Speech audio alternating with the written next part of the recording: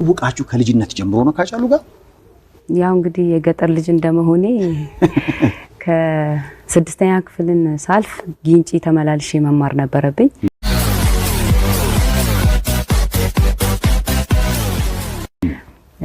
ራቅ ያለ ነው መንገዱ፣ እግር ጉዞ አለው። ስለዚህ እናት አባት እያላት እዚህ አትማርም ብላ አያቴ ቤተሰቦቼ ጋር አምቦ እንድገባ አደረጉኝ ማለት ነው። እና እኔ የ6ኛን ክፍል መልቀቂያ ወስጄ ወደ 7 ልመዘገብ ሲሄድ እንዳጋጣሚ እሱ 8ኛ ክፍል ነበረ። 8ኛ ክፍል ወርቆ እናቴ እሱን ይዛው ቆማ እያለቀሰ ነበረ። እኔ ደግሞ ከአያቴ ቤት ወደዛ እየሄድኩ ነው፣ የሴቷ እናት ማለት ነው። ልክ ሳየው ልቤ ደነገጠ። አይቼው አላቅም። በርግጥ እኔ በዛን ሰዓት በጣም የሚያሳዝን ትንሽ ልጅ ነው፣ የለም ማለት በጣም ከሲታ ነው። ከዛ አላቀውም ገብቼ እኔም በር ላይ ቆምኩኝና ማልቀስ ጀመርኩኝ ማለት ነው። በንጋታው ያው ወደ አያቶቼ ጋር ተመለስኩኝ። ተመልሼ እሱን እስካየው ድረስ በጣም ጭንቅላቴ ውስጥ ሲመላለስ ነበረ ማለት ነው። ከዛ 7ኛ ክፍል መማር ጀመርኩ እዛው አምቦ 91 ዓመተ ምህረት ማለት ነው። እና ሲያልፍ በእኛ ቤት በኩል ነው የሚያልፈው፣ የነሱ ቤት ከኛ ቤት በታች ነው። እና ሳላየው አላድርም። የሆነ ነገር ደስታ ይሰማኛል እሱን ሳየው ማለት ግን አላናገረውም።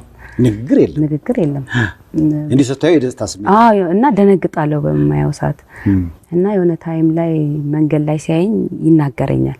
ከዛ ስድብ አድርጌው ገባላ። ለምን ሰደብኩት ብዬ አለቅስ ነበረ። ያንጎራጉራል ደግሞ ጓደኛውኛ ጎረቤት አሸናፊ ይባላል፣ እሱ ጋር ይመጣል። እያንጎራጎረ ምናምን ነው የሚሄደው። ድምጹን ሰማ ምንም ልስራ ምንም ተነስቻ ያዋለው ማለት ነው። ከዛ ደስ ይለኛል በቃ። እሱም ወደኛ ቤት እንዲዞር ብሎ ሳይ አያልፍም። እሱም ፍቅር አለው፣ አንቺም ፍቅር አለሽ፣ ግን አልተነጋገርንም። ግን ያው በአይን እንደዛ ነገር። ከዛ በኋላ ማን አወጣው ይሄን አይን ፍቅር ወደ ጋሃድ? ማን አመጣው? 1992 ይመስለኛል እንትን ሊሄድ ውትድርና ሊሄድ ይመዘገባል። እሺ። እና ሲመዘገብ ጓደኛዬ ተነግረኛለች፣ ሊሄድ ነው እኮ ምናምን ነገር አለችኝ። ከዛ በቃ አለቀስኩኝ። እስከ 9 ሰዓት ነው ቁጭ ያልነው ያንለት። እና በኦሮምኛ ነው ደብዳቤ ጻፍኩለት፣ እኔ አማርኛ አልችልም። እሺ። ከዛ ጻፍኩለትና እንዳጋጣሚ ሀብታሙ ይሰማና ታላቅ ወንድሙ ያስገባዋል እዛ እንትን ለመወዳደር ኪሎ ከ45 በላይ ምናምን ነው ለውትድርና ማለት ነው። እና እሷን የፋዘሩን ጫማ ያረግና ካፖርት ያረግና ድንጋይ ምናምን ኪስ ውስጥ ከቶ 46 ኪሎ ሞላ መሰለኝ። እሺ። እና ራት ከበላ በኋላ ወንድሙ ይሰማና ሀብትሽ አስወጣውና ወደ ቤት ገቡ። ከዛ ጧት ላይ ወጥቷል ሲሉኝ ያን ደብዳቤ ሲጮህ አልኳት ማለት ነው። ያው እሱ በአማርኛ ይጽፍልኛል፣ እኔ በኦሮምኛ ጽፍላት ነበረ። በዚያው ቀደምኩኝ ማለት ነው። ስለዚህ አንቺ ነሽ የቀደምሽው ማለት ነው። እንደዛ አወዳለው ፍቅር አለኝ ነው እንደዛ ማለት ያው ወንድሜ እያልኩ ነበር ምጽፍለት። ለምን ትሄዳለህ ምናምን የሚል ነገር ነው ምጽፈው። ምክርም ነው እንደ ምክርም ይመስለኛል በዛን ሰዓት አላቅም። ከዛ ግን ምክርሽን ተቀብሎ ቀረ ወይስ? ቀረ፣ አልሄደም። ኪሎን ግን እኮ አሟልቶ ነበር አይደል? አሟልቶ ነበር። ሕፃን ልጅ እንዴት ትልካላችሁ ብሎ ታላቅ ወንድሙ ነው ሄዶ ያስወጣው። ከዛ ራት በልቶ ከገቡ በኋላ ከካምፕ ነው ያስወጣው ማለት ነው። ከዛ በኋላስ አሁን የአብሮ የመኖሩ ነገር እንዴት መጣ? እንግዲህ ያው አብረን እንማር ነበር። 94 ላይ ነው ለመጀመሪያ ጊዜ እኔና እሱ ተጠጋግተን ፎቶ ራሱ የተነሳ ነው። 9ኛ ክፍል ስማር እሱም 9ኛ ክፍል ወርቆ ጠበቀኝ እንዳጋጣሚ። ጓደኞቹን እያመጣ ነው የሚያስተውቀኝ። አጬ በተፈጥሮ በጣም ሰዎችን ይቀርባል፣ በጣም ይጫወታል። በብዛት ሴቶች ናቸው ጓደኞቹ እና እያመጣ ያስተዋውቀኝ ነበር። ከዛ 10ኛ ክፍል ለሱ ነጥብ መጣለን፣ ለኔ አልመጣልኝም። 11ኛ ክፍል እሱ ሲማር እኔ ቴክኒክ ስማር ነበር እዛው ማለት ነው። እሺ። ያው በአጋጣሚ እንግዲህ 95 ላይ ታሰረ እሱ። እዛ ሲታሰር እንግዲህ ያለው ነገር እንዳለ ሆኖ ከ5 ዓመት በኋላ ወጣ ማለት ነው። ስለዚህ በደንብ የትዳር ህይወት ተጀመረ የሚባለው ታስሮ ከተፈታ በኋላ ነው? አዎ፣ ከዛ በኋላ ነው ወደ ትዳር የገባው። ፎቶዎች አሁን ስለ ልጅነቱ ምን ያወራሽ ነበር? ያው ልጁ ነው በጣም እንደሚታመም እናቱ በጣም አብራ ቸገር እንደነበረ እንደዛ ነገር ያወራኝ ነበር። አብራችሁ የተነሳችሁት ፎቶ ምናልባት የመጀመሪያው ነው ያልሽኝ ይሄውን በዩኒፎርም ነው የተነሳ ነው። ከዛ በኋላ እሱም ታሰረ። ከዛ ወጣ አዳማ ገባ። የሙዚቃ መሳሪያዎች ብዙዎችን ይጫወት ነበረ። ከዛ በፊት ትውልድን አድን የሚሰራ ነበረ ዘጠናዎች ውስጥ ማለት ነው። ከዛ አዳማ ገባ። ከአዳማ እንዳጋጣሚ ያው እሱ በፍቅር ከገዛው ነው እንጂ በጉልበት ከመጣበት አይመለስም። ስለዚህ ሰው ደግሞ ሲጎዳ ማየት አይፈልግም። እዛ ባንድ ውስጥ ያለው ሰውዬ ልጆች ያሉትን ሰው ምን ሲያመነጫጭቅ አይምሮ አልቻለም። ተጣልቶ ወጣ ማለት ነው። ያው እንደነሱ አልተገዛላቸውም። እሱ መጣ ትምህርቱን ጀመረ 11ኛ ክፍል። በቃ ስላልተስማማ ማለት አልተስማማም። ያው የሚያዩም ነገር አስከፋው። አላፊያቸው በጣም ያመናጭቃቸው ነበር ይለኛል ሲነግረኝ። ባንድ ውስጥ የሚሰሩትን እነሱ ልጅ አላቸው የተከበሩ ሰዎች ናቸው እንዴት እንዲያረጋቸዋል። እሱንም እንደዛ ላድርግ ሲለው አይ በቃ ተተወጣ። አንድ ፎቶ አለ ካንቺ አያት ጋር እዚህም ጋር የሁለታችሁም ልጅነት ይታያል። አሁን ይሄ ስንት ዓመተ ምህረት ነው ኪያ? ይሄ 2000 ይመስለኛል። ነርሲንግ እየተማርኩኝ ፕራክቲስ ወተን ነው ጊንጪ ማለት ነው። እና መስከረም አካባቢ ነው አብረን ሄድን አያቴ ጋር። እሺ። እና አያቴ ቤት ሄዶ ሲተዋወቅ ሄነሪ ብሎ ነው የተዋወቀው። ስሙን ራሱ ሃቻሉ ብሎ አይደል? ሄነሪ አርሰናል ደጋፊ ነው። ለንደን ያው እና አያቴን አየና ይተነብያን ሊሆን አላቅም። ኪያ አባባስ 1 አመት አይቆዩም ካሁን በኋላ ነው ያለኝ ብሎ እንደገባው አመት አልሞላውም ሞታ አያቴ። ያኔ ያገኛቸው ይሄን ፎቶ የተነሳችሁ ጊዜ የተነሳን ጊዜ አመት ሳይሞን ማለት 1 አመት አይቆዩም ነው ያለኝ። እድሜ የላቸውም 1 አመት እድሜ የላቸው ማለት 1 አመት አልሞላውም ሞታ አያቴ። ይገርም እና ይተነብያል ይመስለኛል። የሆነ የሚታየው ነገር አለ ይመስለኛል አላቅም። እስኪ ወደ ኋላ በትዝታ እንመለስ። እስኪ ይሄ ፎቶ የት ነው? ምክንያቱም የሆነ አንድ ሰው አቅፏል ሃቻሉ።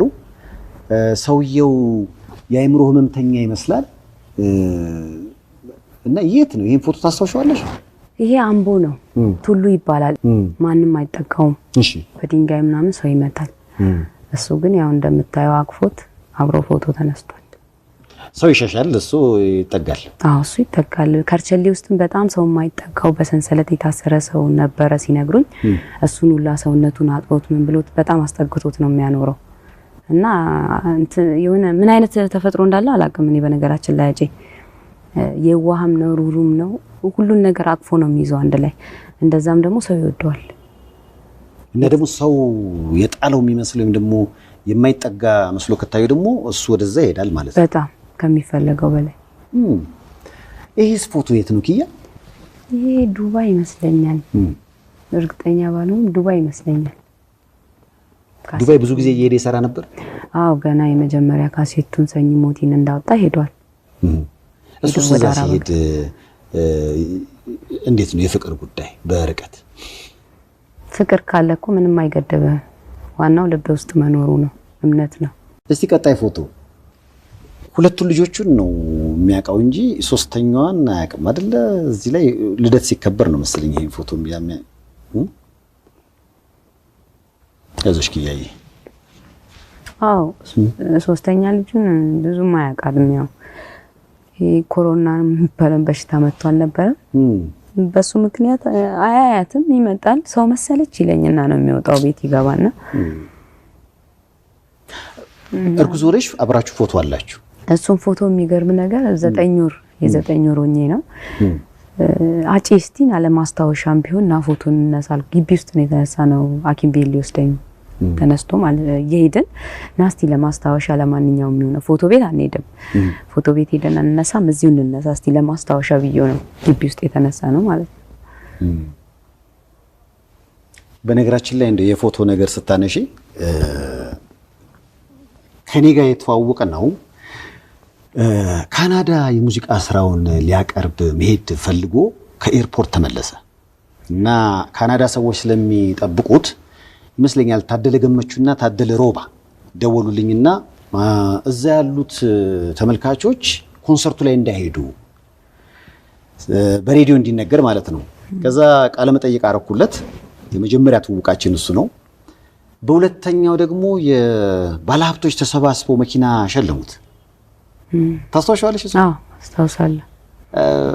የሱን ጊዜ እንደዚሁ ሬዲዮ ላይ ሁለት ቃለ መጠይቅ ነው ያርኩለት ሬዲዮ ላይ ከዛ ወዳጅነታችን በዛ ቀጠለ ቢሮ ይመጣል አሁን እኮ ፎቶ ስትይ ነው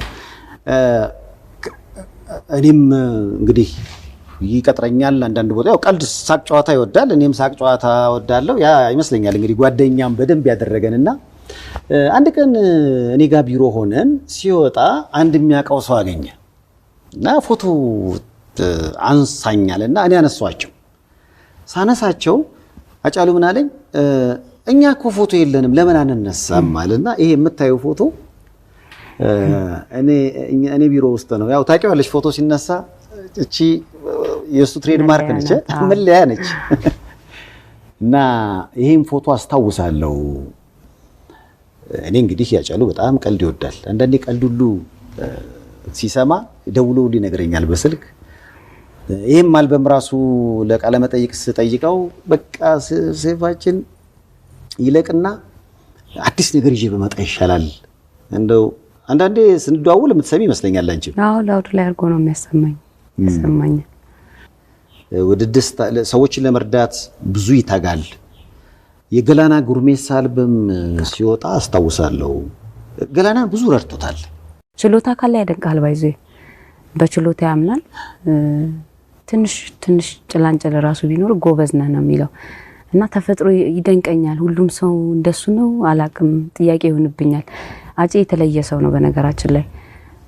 አንተ የሆነ ነገር ታለንት ኖሮ ከሰራክ ጎበዝ ነህ ቀጥልበት ነው የሚለው ኢቭን እንትን ግጥም ይጽፍና ለምን አንድ ስንኝ ሁለት ስንኝ አንተ እንትን አትልም ካከልክበት ወይ ከደመርክለት በቃ ያንተ ነው ይሄ ግጥም ይልሃል ይሄን ያህል ነው እሱ ማለት እሱ ራሱን አሳልፎ የሚሰጥ ሰው ነው ብዙዎቹ ግጥምና ዜማ ከሌላ ሰው ምናምን ወስዶን አይደለ ኢቭን እኔ ራሴ ማስተዋወሰው ዝም ብለን ቁጭ ብለን የማሊ ዘፈን ይሰራው ነበር እሺ እና ዜማውን ያዜመ እኔ ዘፈን አላደንቅም በነገራችን ላይ ብዙም አይደለው እና ያዜመ ያለ ዝም ብሎ ነው ጭንቅላቴ ውስጥ ነው የመጣልኝ ዜማው ማለት ነው እሱ ሲል ከዛ ሁለት መስመር ነው ያልኩለት አጂዬ ይሄ ነገር እንዲ ቢሆንስ ስለው እስቲ ድጋሚው ነው ያለው ከዛ አይ እንዲ ስለው በቃ ይሄኛውንማ እሷ ናት የሰራችው ነው የምለው ምን ስላደረኩ ምን ስለሰራውኝ ነው የምለው እና ብዙ ጊዜ ግጥም ይገጥማል የገጠመው ግጥም ላይ ሁለት ስንኝ የሚጨመር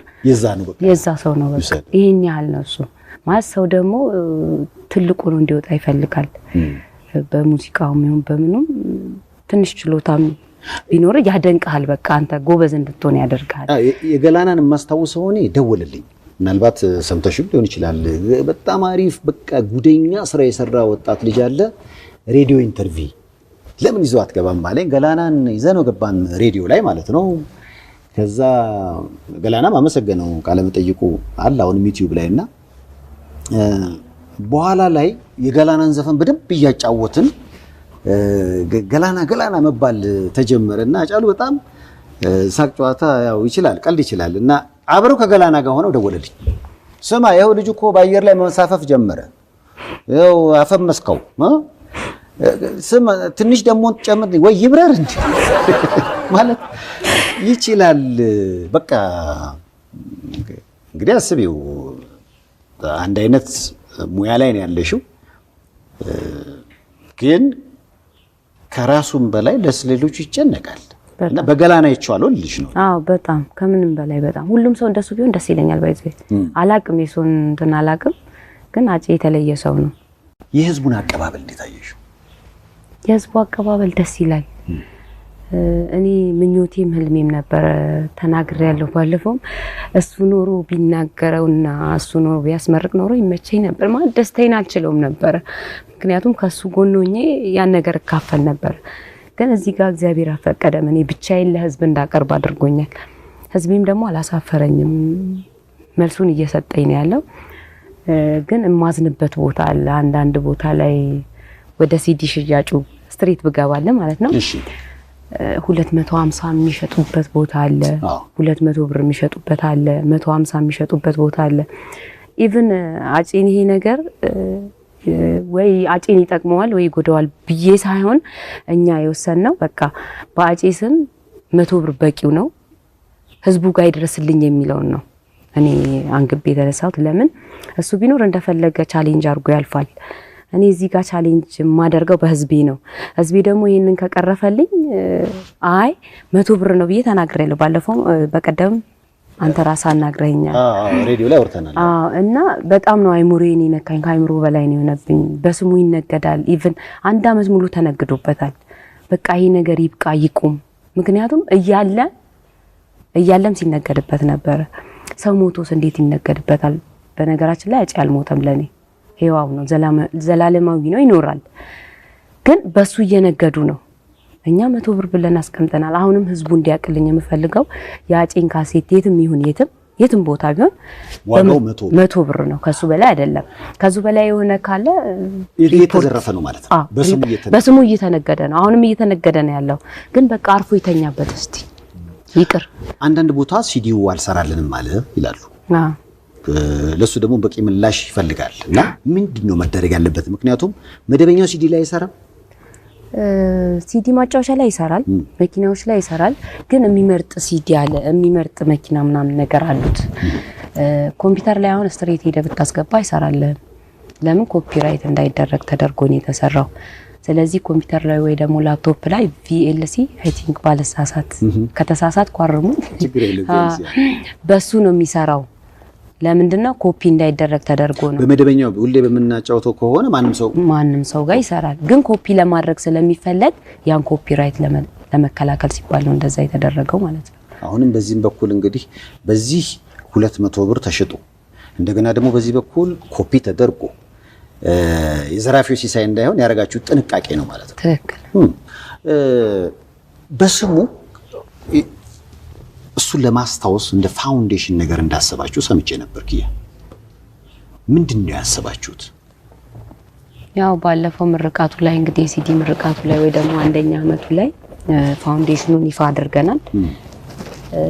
እንግዲህ አጬ በህይወት እያለ ብዙ አላማዎች ነበሩት። ሰው በአላማ ቢቀር ኖሮ እሱ ይቀር ነበር።